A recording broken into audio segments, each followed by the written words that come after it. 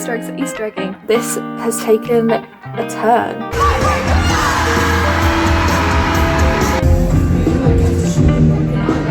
It's time for my yearly Bridgerton brain rot.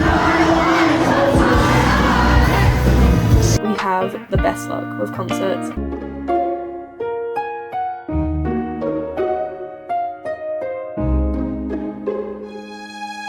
Hi friends, my name is Millie and welcome back to my next weekly reading vlog. So I have a very busy week coming up, but let's first talk about the books I'm currently reading. My physical read is Before the Devil Breaks You by Libba Bray. This is the third book in the Divinus series and I love the Divinus series. The first book has definitely been my favourite out of the first two. I really preferred the murder mystery aspect in that compared to the kind of plot of Lair of Dreams. However, Before the Devil Breaks You, I'm about 200-ish pages in and I'm already really liking how we're really getting to know the overarching plot of the whole series in this book.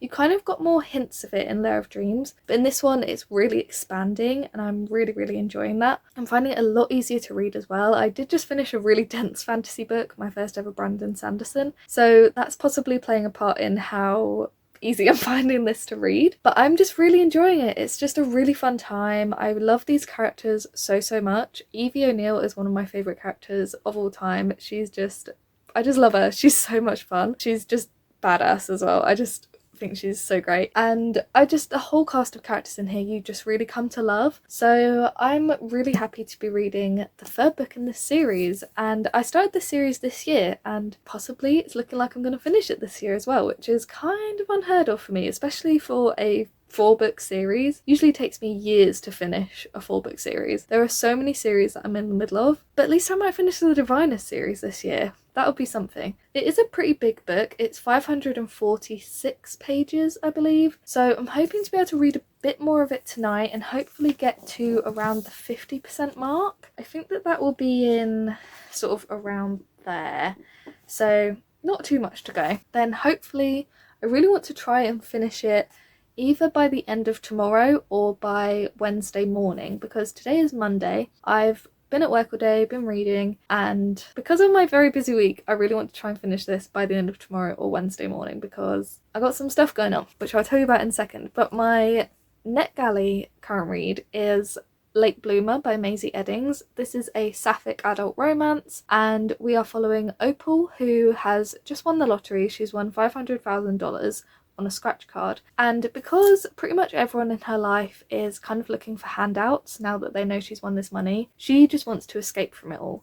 So at the advice of her sisters, she buys a flower farm, and it's kind of a failing flower farm actually, and the person she buys it from, Trish, her mum has died, so Trish wants to sell the farm, sells it to Opal. When Opal gets to this farm, Trish's daughter Pepper is there, has no idea the farm has been sold. It's her only source of income, it's where she lives, and she ran it with her grandmother Lou, who has passed away. And she's got a really tumultuous relationship with her mother Trish. They do not get on at all.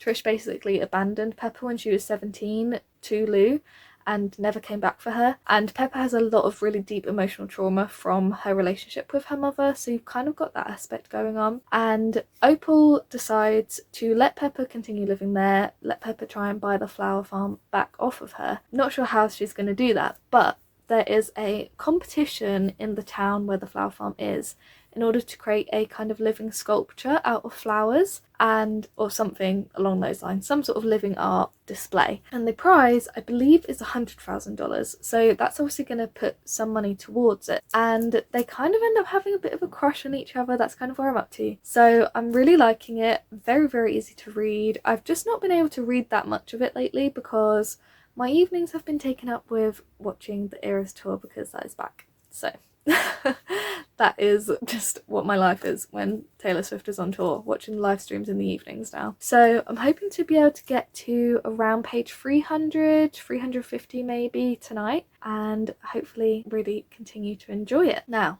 what have I got going on this week? On Wednesday, in 2 days, I'm seeing Olivia Rodrigo in concert.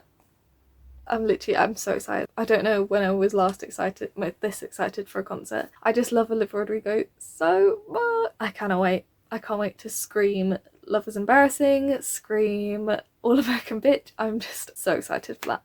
And then on Friday, I'm going to another concert. I'm going to see Luke Hemmings, which I'm very, very excited for. It was really hard to get tickets, and me and my best friend are going, and it's just going to be amazing.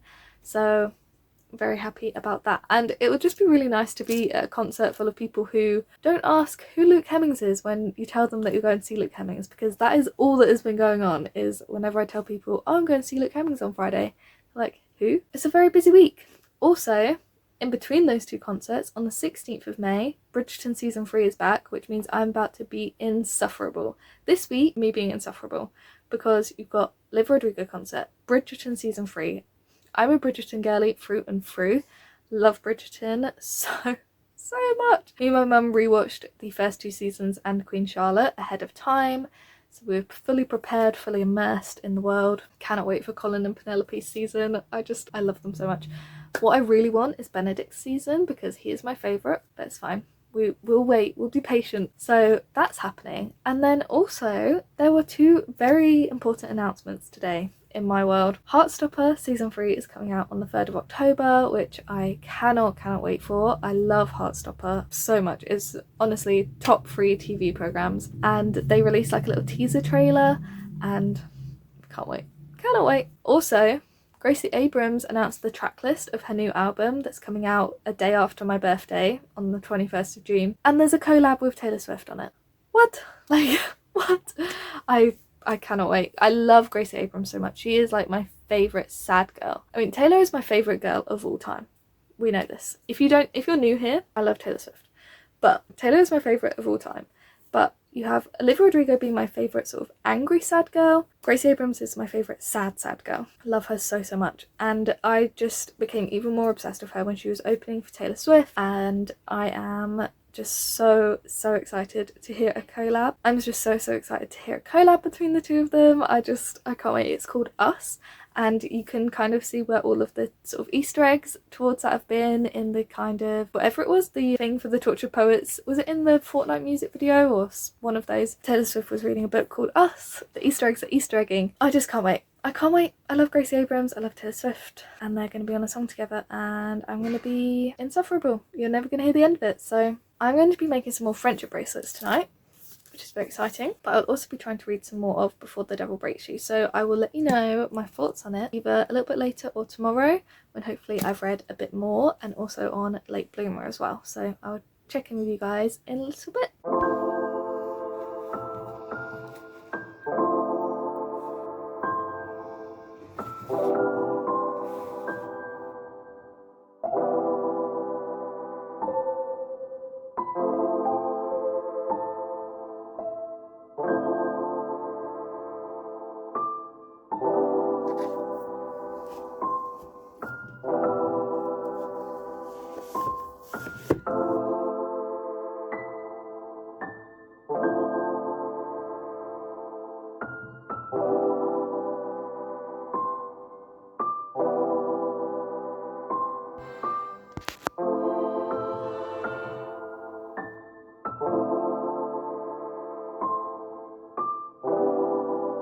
Hi friends, it is Tuesday night and I have literally just this second finished Late Bloomer by Maisie Eddings. I feel like it's kind of a 4-star read, I want to say. I'm not entirely sure on my final rating yet, seeing as I have literally just this second finished it. But I really liked it.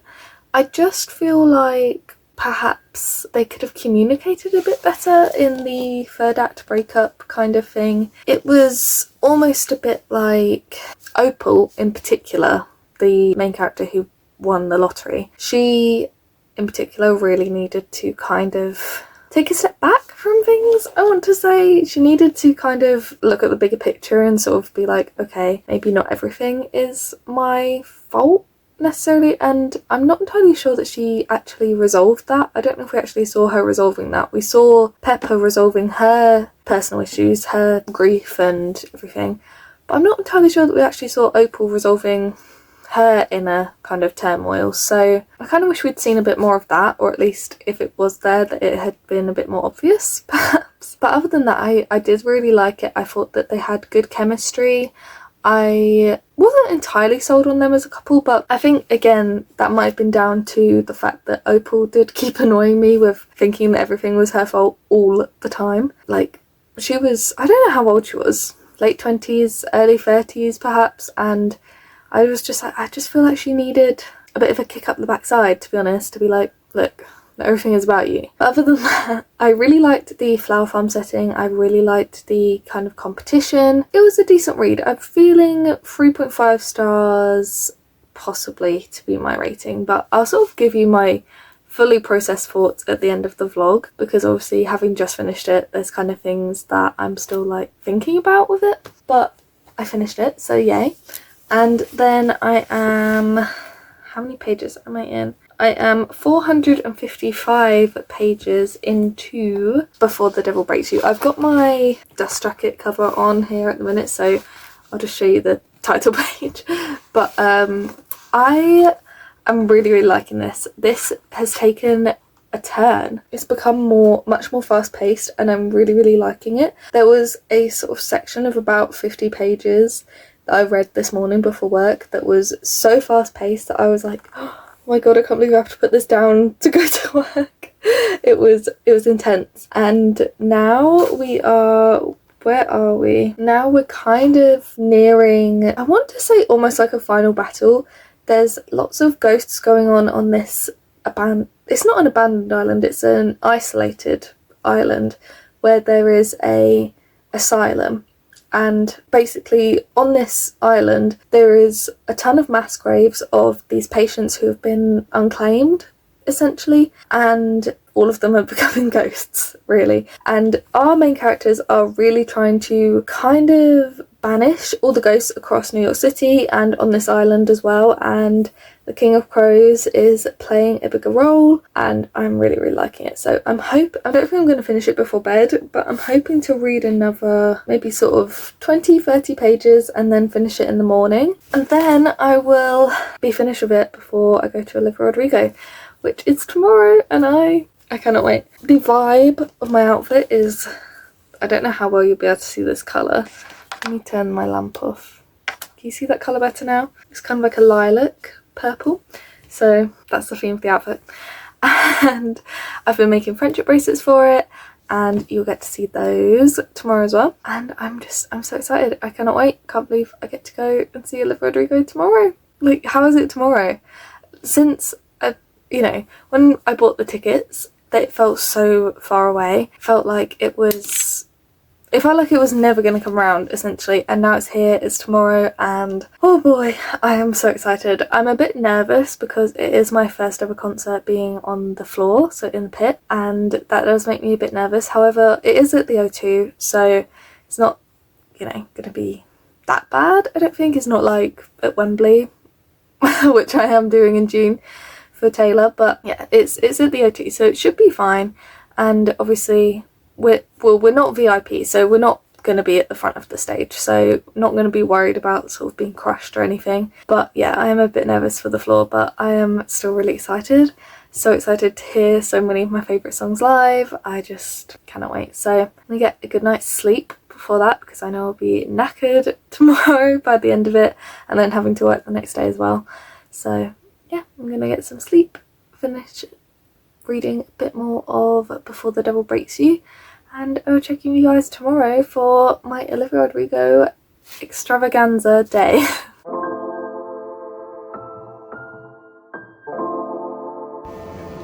I'm so excited.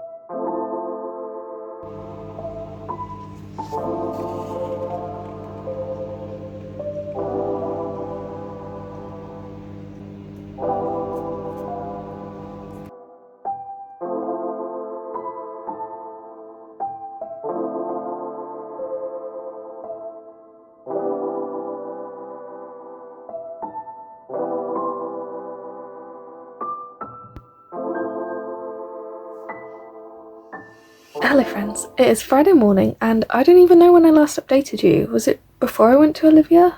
I think it was. So it's Friday. I have not recovered from the Olivia Rodrigo concert. As you can see, I'm very tired. I think that's just because I didn't even get home that late. I did have to work the next day, so I don't think that helped with my tired levels, because I went to bed at 1 a.m. and then had to get up at 6:30, and I'm not a person who deals very well with not very much sleep. So there was that. But I had literally the best time at Olivia Rodrigo. I would not hesitate to say it's the best concert I've been to so far in my whole life, and it was just incredible. It was my first time being on the floor for a concert, which I was quite nervous about, but we had such a good view. I hope that you could see from my videos how good a view it was. We started queuing at 5 p.m. and the doors opened at 6:30, so we got there, we didn't even have to be queuing from 5 a.m. or whatever some people were probably doing. We had such a good view. It was so good. We were 4-5 rows back from the barrier of general admission, and you could see her, like, she was right there, like she was just a few feet away. I could see all of her. It was just amazing. It was literally the best experience. And then when she flew over the moon flew on the moon over our heads, it was insane. I swear she was waving at us, and it was just amazing. Like, the energy of the crowd, I've never seen the O2 that fully packed. Like, there was not a single empty seat in the whole house. Everybody was up out of their seats, dancing, jumping. It was amazing. Olivia's vocals live are insane. The dancers were fantastic, and I just really loved the visuals as well, like the visuals on the screen, the way the sort of stage was played out, and the way that she moved around the stage with the different songs. It was incredible. I cried for Traitor. I was screaming for Ballad of Homeschool Girl, All American Bitch, Good For You. Like, every single song was just incredible, and I am so grateful to have had the chance to go. It feels really weird that I've gone and it's over. You know, me and Erin, we bought the tickets last September, something like that, so nearly a year, and now it's done. And the post-concert depression has fully set in. I'm so sad that it's over. Like, it was obviously amazing to go, but it's so weird to kind of wait for something for nearly a year and then it's over within a couple of hours. It's such a weird feeling, and I know that's exactly how it's going to feel for Taylor as well, because I bought the tickets for Taylor over a year ahead of the concert, so that's going to feel really weird when it comes to that. If I'm this depressed from Olivia Rodrigo, can you imagine how I'm going to be when my Taylor concerts are over? So I'm going to be good, guys. Let's also talk about the fact that yesterday Bridgerton season 3 part 1 came out. It's time for my yearly Bridgerton brain rot. Love Bridgerton so freaking much. Cannot cope with it. And I really wish that we hadn't had the season split into 2. I don't really understand why you have to split an 8-episode season into 2 parts, but I can kind of see how the fact that the first part of season 3 and the second part are kind of going to be quite different plots. Obviously, the first part is very much Penelope and Colin kind of Colin really figuring out his feelings for Penelope, and then the second part I feel is really going to be how the hell is Penelope going to tell him that she's Lady Whistledown, because she has to tell him, but how is she going to do that? And I'm scared for her. It was so good. All of the pining, like Colin, it's definitely the she fell first, he fell harder trope. Always here for that. Colin's pining, yearning looks from across the room when Penelope is talking to Lord Debling or dancing with Lord Debling. Peak friends to lovers. So good. And the carriage ride. Oh, so freaking good. I need June 13th to come round really quickly. I can't believe we have to wait a whole month for part 2. Outrageous. We literally watched the whole of me and my mum, we watched the whole first part of season 3 last night. I was just like, no, we are not waiting. We're not dragging it out. I'm not getting spoiled for this. But now I'm sad. But it just means I can rewatch it. It's fine. It's so fine. So, tonight, because I'm off to another gig tonight, me and Erin are going to see Luke Hemmings tonight. So that is very exciting. Very excited to, finally have people not asking me who Luke Hemmings is, and to be at a concert full of people who know who he is. That's gonna be really fun, and I'm really excited. The show's only about an hour, and Luke's songs are much more chill than Olivia's. They're a bit less energetic, I feel, so hopefully I'm not going to be as tired tomorrow when I go to work, although obviously it's a Saturday tomorrow, so it's still going to be pretty knackering. But I am really excited for tonight. I think we're going in about 3-4 hours, so I've got a bit of time to film a video of some sort beforehand, because I want to have content to edit for next week when I'm working a lot. And yeah, very excited to go and see Luke Hemmings tonight. Very excited. I can't wait to hear Motion and Starting Line. But reading updates. So since I last spoke to you, I finished Before the Devil Breaks You by Libba Bray. Really loved it. I feel like this is 4.5 stars perhaps. I don't think it's quite a 5-star read, but a fantastic installment in the series, and boy, I was not expecting that ending at all. Like, this really felt very different to the first two books. Like, this was really like quite despondent of an ending. It was really like, oh wow, okay, no one's safe. So I was fully not expecting that, especially for a YA series. This is quite dark, and with that ending, I cannot picture how the fourth book is going to go, but I really want to read that soon so that I can have the full emotional impact, because the emotional impact of this ending had me shook. I was not prepared for what happened, and I don't think I'm prepared for the King of Crows book. I don't think I'm ready for that, but I really want to read it. I do really want to read it so badly. So hopefully I'll be able to fit that in the next month or so, perhaps, and finish the series. But honestly, if you have not picked up the Diviner series yet, I would really highly recommend doing so. 1920s, ghosts, magical powers, great cast of characters. What more could you want? Like, it's just such a good series, and I can really see why it has such a cult following, especially among the sort of early 2010s YA kind of book community. I can really see why it was so popular. Such a good series. Cannot wait to finish it. And I don't think I've even had time to update you guys before I even started this, but I finished Cafe con Leche by Emery Lee. This is a YA contemporary, it's queer, and you're following Theo, who his family run a sort of, is it a boba shop, I want to say, and their rivals are the Morenos, and this is Gabrielle Moreno. They run a Puerto Rican bakery, and their shops have been rivals for like 5 years, something like that, and both of the businesses are kind of going under. Gabrielle's parents want to sell. Theo's parents, they're not making enough money, so their landlord, who's also Theo's uncle, wants to convert the shop, and Theo kind of comes up with a plan to save his parents' business, so he decides to run a kind of illegal shop out of school selling fun sort of twists on his parents' traditional recipes, and Gabrielle gets involved and includes his family recipes as well. And honestly, it was a really fun time. I feel like it's kind of a 4-star rating purely because I wasn't fully convinced by their chemistry necessarily. I feel like I would have liked to have seen a little bit more pining between the two of them. Kind of felt like their feelings came on very suddenly. However, it was really cute. As you can see, the cover is stunning, and I really want to read more from Emery Lee now. I know that they have written Meet Cute Diary. I don't know what that one's about, but I've heard great things about that one, and I really want to read that because this one was so much fun. It was just lovely. It was just a good time, so easy to read, just a great YA contemporary. If you like a good YA contemporary, just pick it up. It's just a good time. And my NetGalley arc is Your Blood, My Bones by Kelly Andrew. I can't remember if that's the author's name or not. I haven't started this yet. I was meant to start it on Wednesday, then I went to Olivia. Meant to start it yesterday, then I was watching Bridgerton, and I did not want...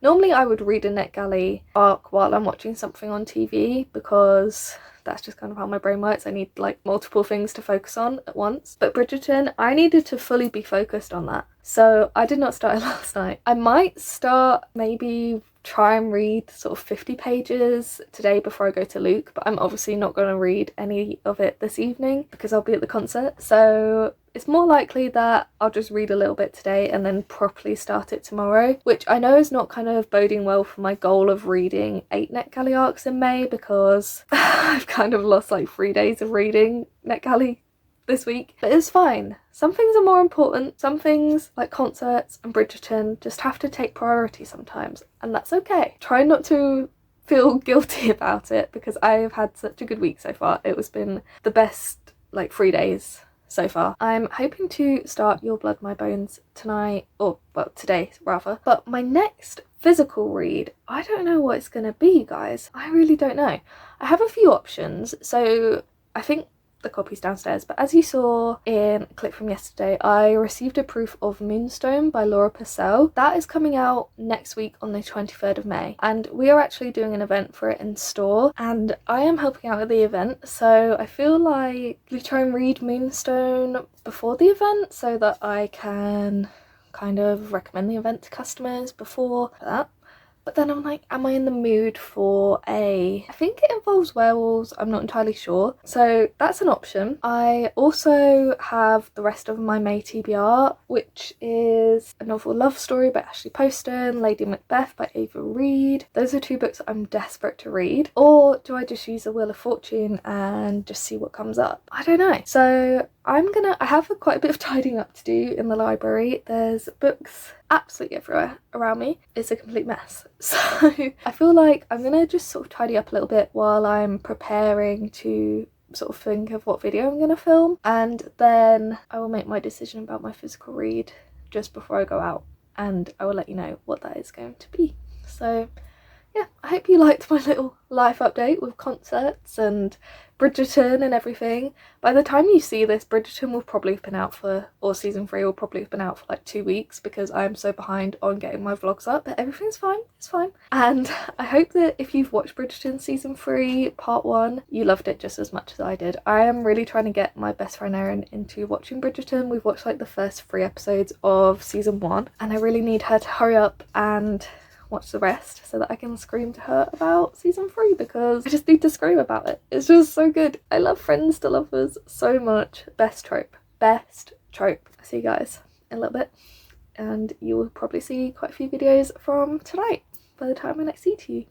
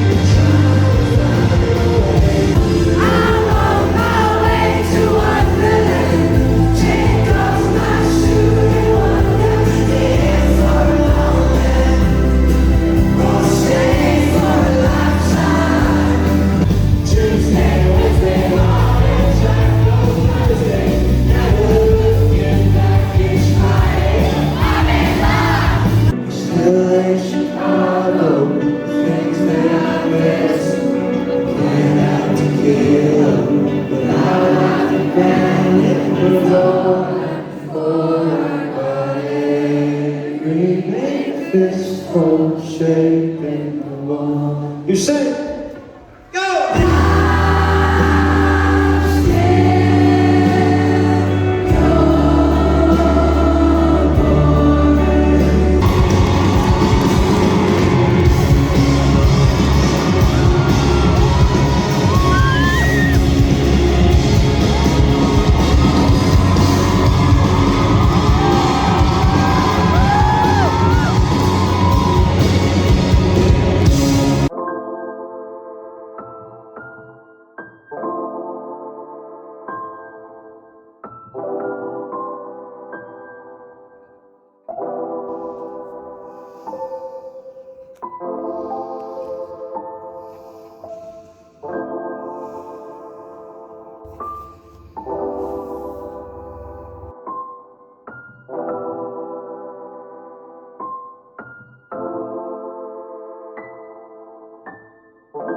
Hi friends, it is Saturday evening, Saturday night, and I went to Luke Hemmings last night.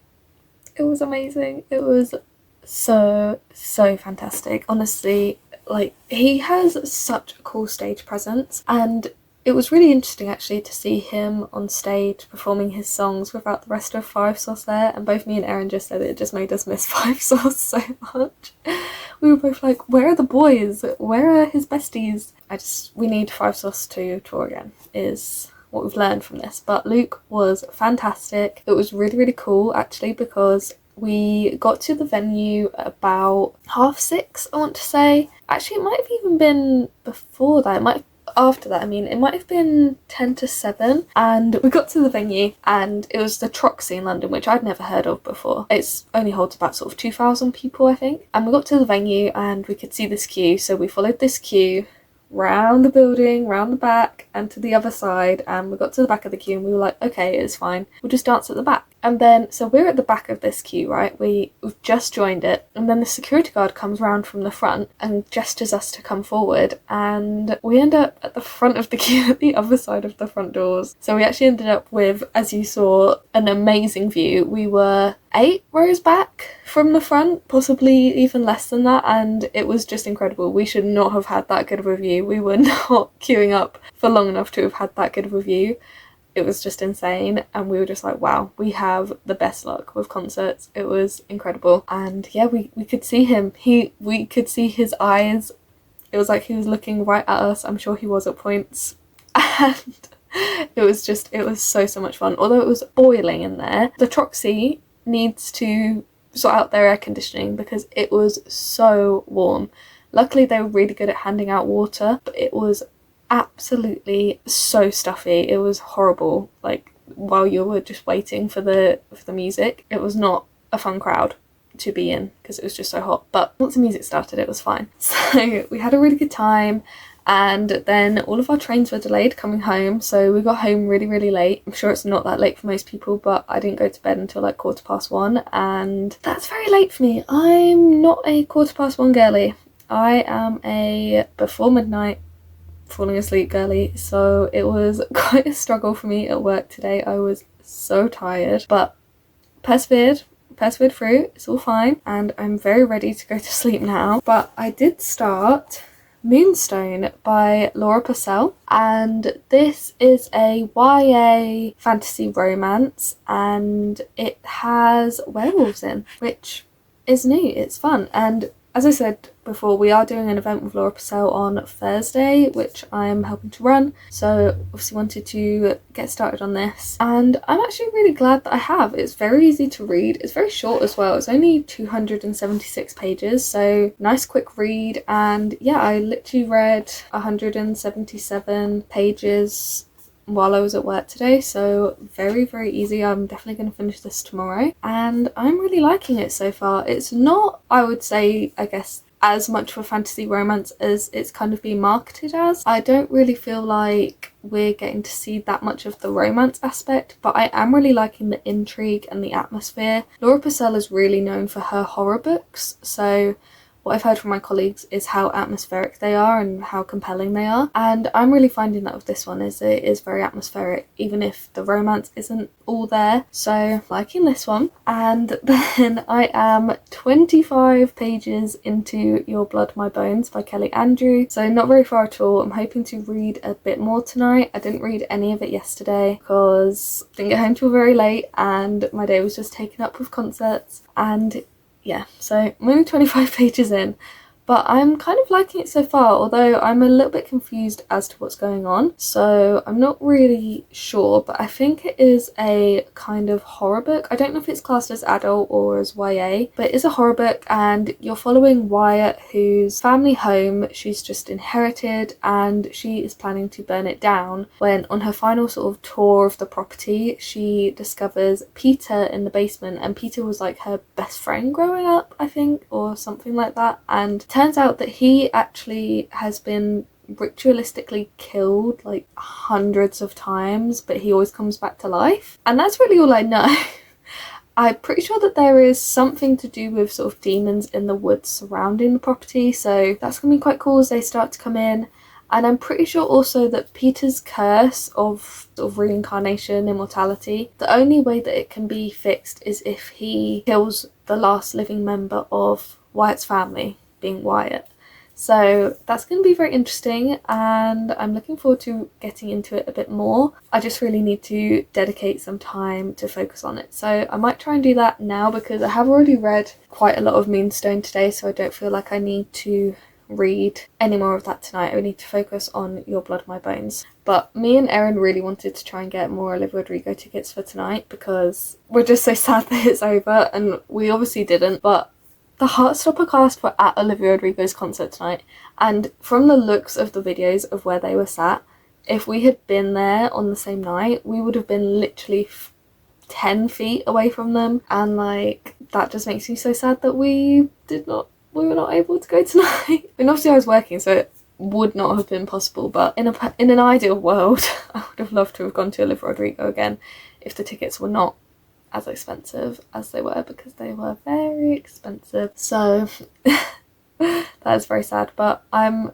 just looking forward to whenever she goes on tour again, because she was absolutely incredible live. Literally probably the best concert I've been to so far in my life. It was just so good. So it's the end of the week of concerts, but Taylor is soon. Taylor is in about a month's time, so that is very exciting. I really need to get started on my outfits for that as well. So much to plan. So anyway, tonight I'm gonna try and read some more of Your Blood, My Bones, then we have work tomorrow, and then this vlog will be wrapping up. So I'll see you guys in the morning and in the afternoon tomorrow, potentially, for my wrapping up of this vlog.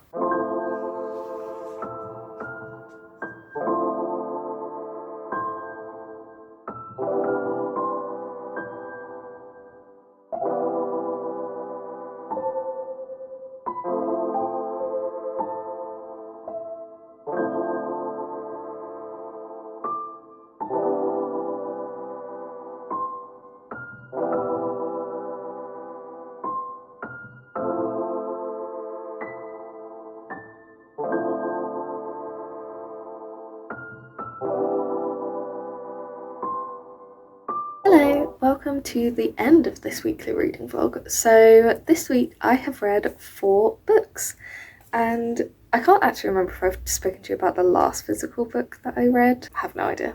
Brain gone. If I have, then I'm sorry.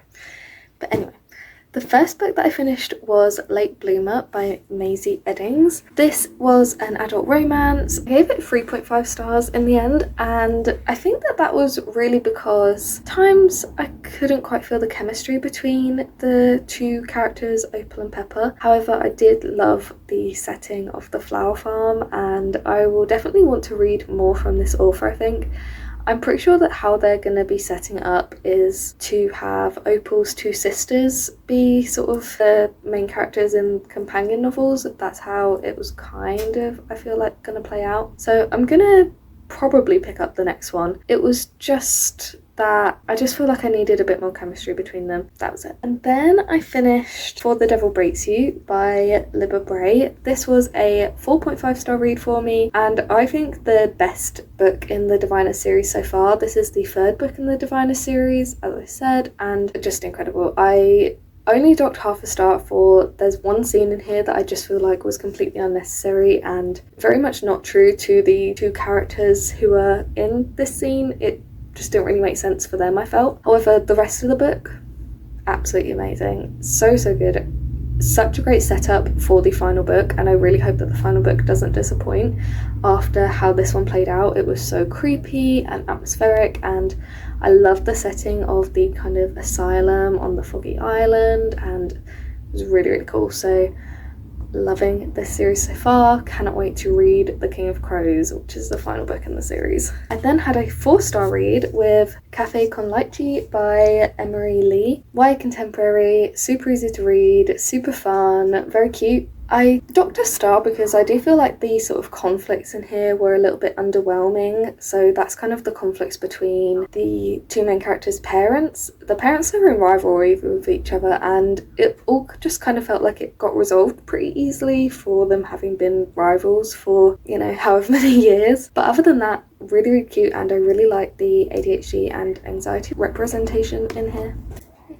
Hi, cat.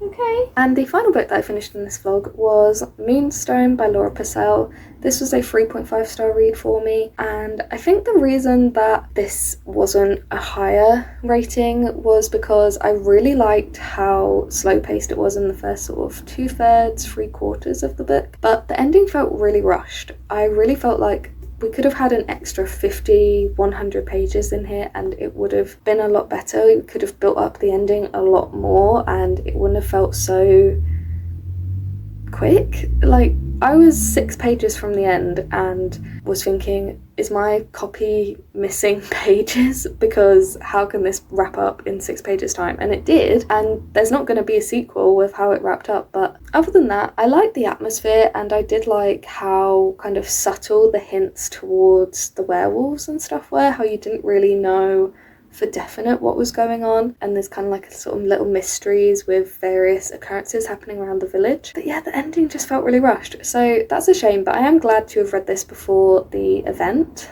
this week. And I am still in the middle of Your Blood, My Bones by Kelly Andrew. I'm still about 50 pages into that, and I'm hoping I'll get into it a bit more. I'm feeling like it should be getting a bit better, hopefully. I just need to properly commit myself to reading it, which is my plan for today. But yeah, I hope that you enjoyed this weekly reading vlog. Like this video if you liked it and subscribe if you wanna. Let me know in the comments what you are currently reading and if you've been to any concerts recently as well. So yeah, I had a really great time going to all of the different concerts this week. Liv Rodrigo, I just want to go and see her live again. It was just incredible. Honestly, just amazing. So hope you have a wonderful rest of your day. Bye.